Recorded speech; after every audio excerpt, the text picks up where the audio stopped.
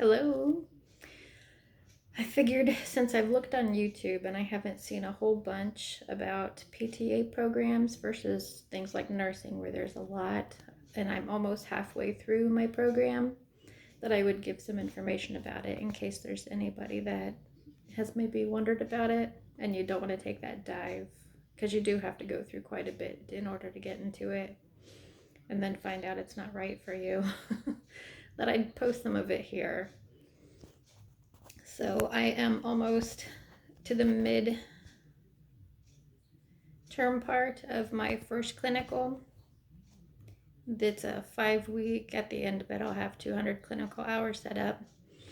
The prerequisites to get in, it depends. Here in Indiana, there have only been 4 schools that offer PTA. One of them, back in the day that I tried to get into it, it took anybody as long as you had a good GPA. I had a previous degree where I was magna cum laude. And so when that transferred in, all I had to do was provide some recommendations and an essay. But then it was a wait list, and that wait list often held me out for 2 years. And usually life was just too busy and hectic with other things by the time that came around again.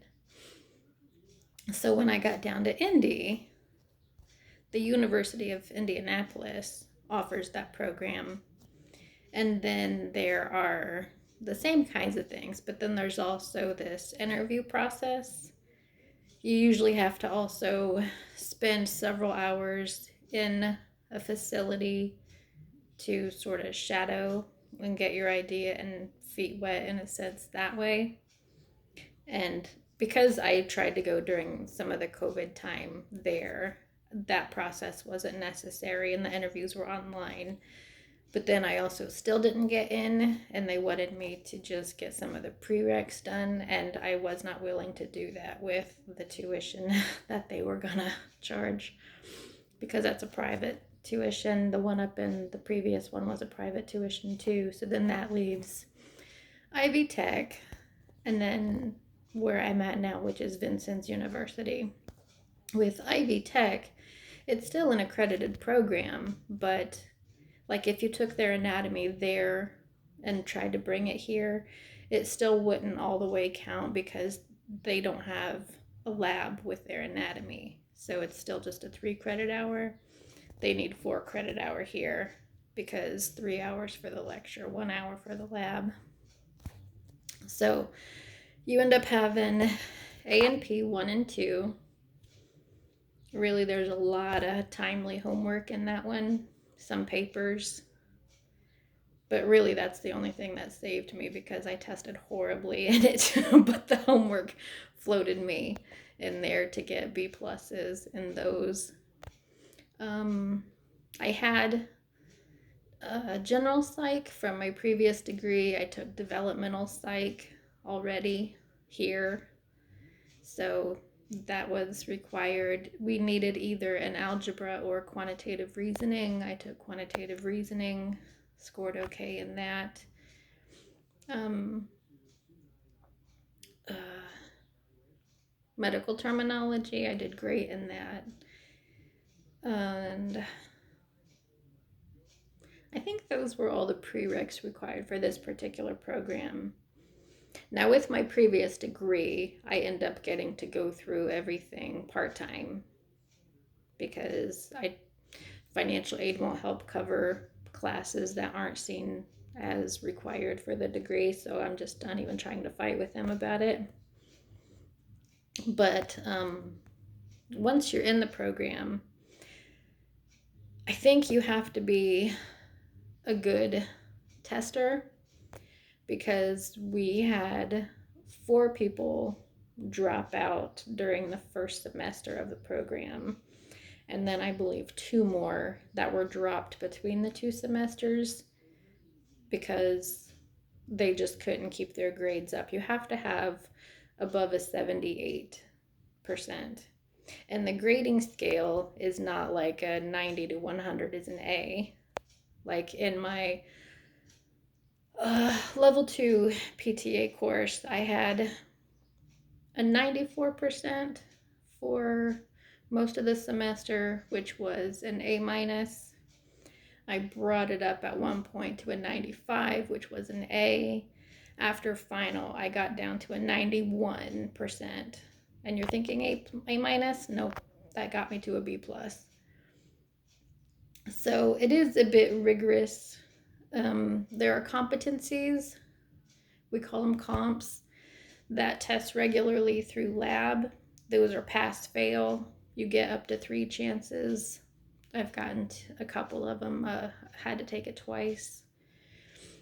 But that's where, if you're like me and you learn kinesthetically, it's really gonna sort of help everything get into your brain. There is still a lot of detail in some of the things like manual muscle testing and the muscles, the insertion, origin, action, where it's not really a physical process.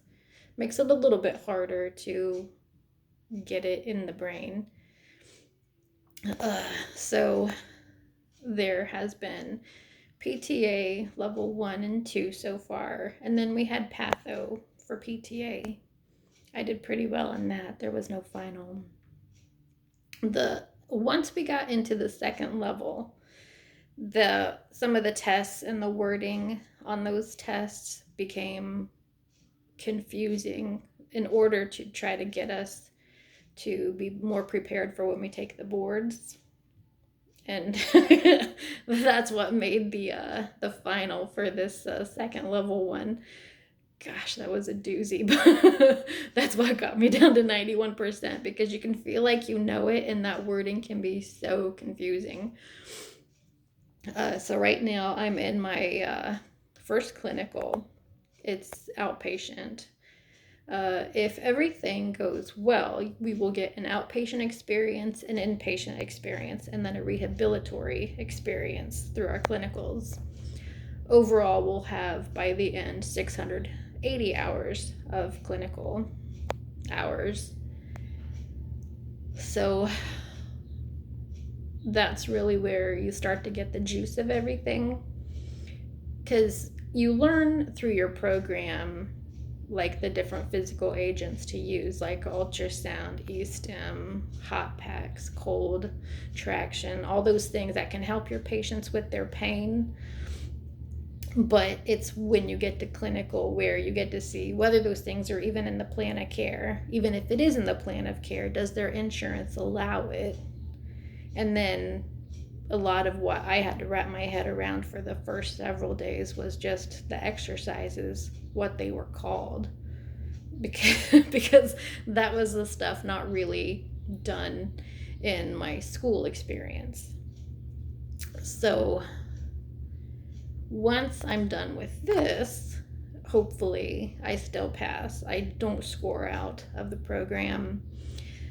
In the fall, I will go back for PTA level 3, which includes some neuro stuff, which I'm kind of excited about because I already got to sit in with a PT evaluation for a Parkinson patient. So there's this program called LSVT, and that was pretty amazing to see. And because Parkinson and balance is part of neuro, I'm really looking forward to that. I also got to see, I sat in with a PT that was giving some pelvic floor therapy, and that was really cool, particularly because one influencer had taught that like doing Kegels without resistance, just like if we try to bend our arm to get stronger, but without holding a weight, it's not going to make a difference. That if you do Kegels without like a jade egg and give the resistance in there, that it's not going to make a difference. But because this was a session where there was an inserted biofeedback in the body, when the lady did her contractions, you could see the rise and the fall with the relaxation, and getting to visualize different things with that was really cool. So in the fall, there will be that third level of PTA, and then the last semester there are 2 sets of back-to-back clinicals, maybe broken up by spring break. And then just a 3-week, what they call seminar. We'll have to present some case studies. We will go over, I think they said that different ways to help us be more prepared for the boards, because those will be July of next year. And I think that's about it. And not that that's minimal. People still get dropped from the program in the 3rd level. So there's always that kind of pressure there. So it's definitely not a program that you want to get into if you think everything's going to be easy. Like for me, typically school was easy. And some of these things have just whopped my brain to where with the B+, I can work so hard on it. And even though I'm typically like, I need an A, I want an A, I'm working hard for an A, the way it just throws me around, I'll be happy with a B. And with the PTA stuff, they don't allow a lot of homework to buffer your grade. You really have to be able to test correctly. You don't have the room for the error. So if your brain is the kind of thing where it picks up this kind of stuff better through practice. And for me, the body has always interested me. Even in high school, I had to write a research paper, and it was about how if you have the reason that they offer mints at the end of dinner in some locations is because if it's real peppermint and you have gas between your lungs and your diaphragm, the mint helps relieve that gas so that you don't have the hiccups. So for a long time, the body has amazed me. And I'm a massage therapist too. And I knew at a certain point that this was something I had to study. And now that I'm here, I don't regret it at all. It is a lot of work. It's a bit of a sacrifice because there's really nothing in this town. There's no Target, there's no Costco. There's one Starbucks in the library, the school library, and it's very minimal hours. If you think of your comforts, they don't have them here. So hopefully in your state, it's something that there are more options for you. I'm doing it here because it's one of the less costly ways of doing it, even though my loans are mainly to pay for my housing. But you want to get CAPTE accredited programs. And depending on your state, you may even be able to puncture skin. If you're a little woozy, what I didn't realize this program included was wound care. So I'm not sure that I'm gonna enjoy my inpatient experience if I have a lot of wound care, because seeing the layers of the skin, like even just seeing someone get punctured with a needle, I can't look, because if I visualize the different layers getting punctured, it grosses me out. So that's something that's in the program that I did not know was in here. But overall, I'm loving it. And if any of this sounds like what you like or someone you know likes, maybe have them check it out, because it's definitely something. And it's unlike other things. There's not really a level between being a PT tech where you're not going to get paid. They can't really do anything but count the repetitions for the person. They can't correct them or anything with form. And a PT where you have to go get your doctorate level. I am not that dedicated. So this is where it falls. It's usually a 2-year program. You do have to take boards to be certified. And so you will be an SPTA for student PTA. You can be a GPTA, which is a graduate PTA. If you work through a place, you will not be PTA unless you become board certified. So, hope this helps at all. Enjoy your days. I hope they're beautiful. Let me know if you have any other questions about the program.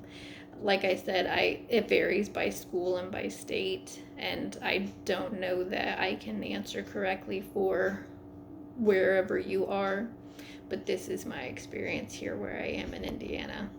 So keep it beautiful. Bye.